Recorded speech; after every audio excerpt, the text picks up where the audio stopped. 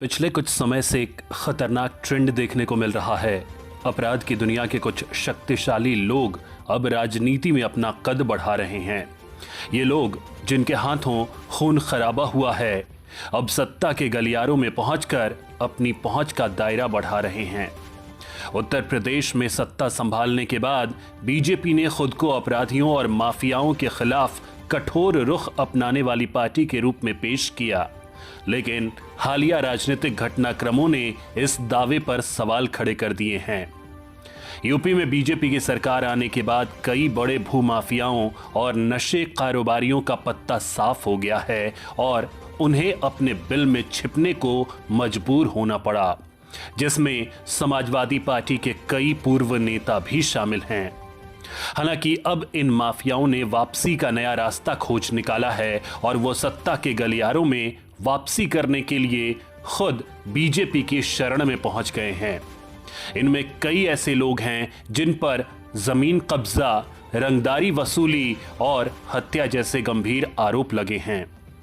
ऐसा ही एक मामला तब सामने आया जब गाजियाबाद के विजयनगर बहरामपुर गांव में हुई एक रैली के दौरान पूर्व पार्षद पिंटू बिहारी पहुंचे, जिन्होंने डिप्टी सीएम ब्रजेश पाठक की मौजूदगी में बीजेपी का दामन थामा। पिंटू बिहारी की बात करें तो वो स्थानीय लोगों के बीच बड़े स्तर पर गांजा तस्करी करता है और उस पर कई गलत काम करने के केस चल रहे हैं। हालांकि बीजेपी का दामन थाम वो खुद को ऐसे पेश कर रहा है जैसे निरमा से धुलकर वो पूरी तरह से बेदाग हो गया हो। यह वही पिंटू बिहारी है जिससे विकास प्राधिकरण में बीसी के पद पर तैनात ऋतु महेश्वरी ने आड़े हाथों लिया था। ऋतु महेश्वरी को यादवों के चंगुल से करोड़ों की कब्जाई जमीन छुड़ाने के लिए जाना जाता है। ऐसे में जहां डिप्टी सीएम ब्रजेश पाठक ने इस जनसभा में समाजवादी पार्टी को गुंडे बदमाशों का ठिकाना बताया, तो वहीं वो पूर्व गुंडे को अपनी पार्टी में शामिल भी करा बैठे।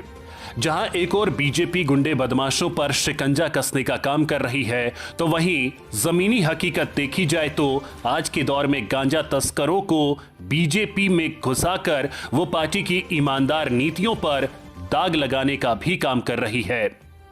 गाजियाबाद में हुई इस सभा में कई ऐसे माफियाओं को देखा गया जिन्होंने जमीनों और अवैध गांजे की तस्करी से करोड़ों का कारोबार खड़ा कर रखा है और वो आज भी जस के तस चल रहे हैं।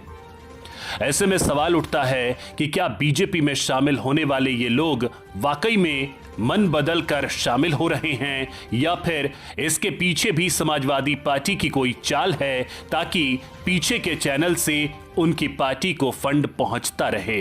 बीजेपी में लगातार शामिल हो रहे इन गुंडों के चलते उसकी साख पर कई सवाल खड़े हो रहे हैं और लोग उनसे पूछ रहे हैं कि क्या बीजेपी सच में माफियाओं के खिलाफ है या फिर यह सब सिर्फ राजनीतिक फायदे के लिए किया जा रहा है। क्या इन लोगों को बीजेपी में शामिल करके पार्टी अपनी साख को दांव पर नहीं लगा रही है? क्या बीजेपी इन लोगों के खिलाफ कोई कार्रवाई करेगी या फिर उन्हें संरक्षण प्रदान करेगी? इन सवालों के जवाब तलाशने के लिए गहन जांच की जरूरत है। अगर बीजेपी इन लोगों के खिलाफ कार्रवाई नहीं करती है तो इससे पार्टी की साख को गंभीर नुकसान पहुंच सकता है। लोगों का विश्वास हासिल करना आसान नहीं होता और उसे खोना बहुत आसान होता है।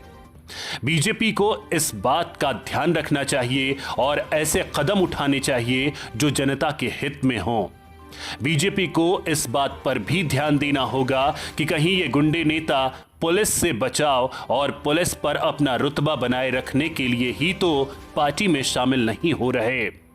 पार्टी को ऐसे दागी नेताओं की लिस्ट बनाकर उन्हें बाहर निकाल फेंकना चाहिए ताकि यह समझाया जा सके कि योगी सरकार आज भी जनता के प्रति ईमानदार है, क्योंकि ये भी हो सकता है कि ये सार्वजनिक रूप से भले ही बीजेपी में शामिल हो गए हैं, लेकिन अपने गोरख धंधों को बरकरार रखने के लिए अंदर से अभी भी सपा के साथ जुड़े हैं। इस समस्या से निपटने के लिए समाज के सभी वर्गों को एकजुट होकर काम करना होगा। केवल तभी हम एक स्वच्छ और निष्पक्ष राजनीतिक व्यवस्था की उम्मीद कर सकते हैं।